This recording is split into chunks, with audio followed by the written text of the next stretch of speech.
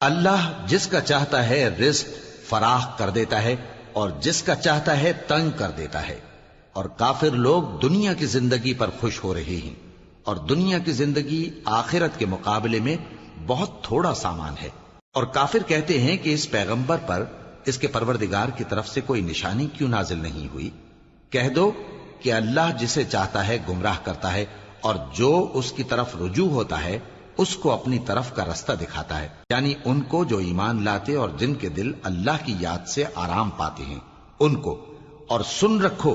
کہ اللہ کی یاد سے ہی دل آرام پاتے ہیں۔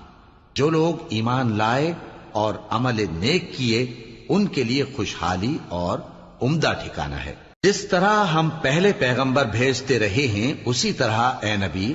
ہم نے تم کو اس امت میں جس سے پہلے بہت سی امتیں گزر چکی ہیں بھیجا ہے، تاکہ تم ان کو وہ کتاب جو ہم نے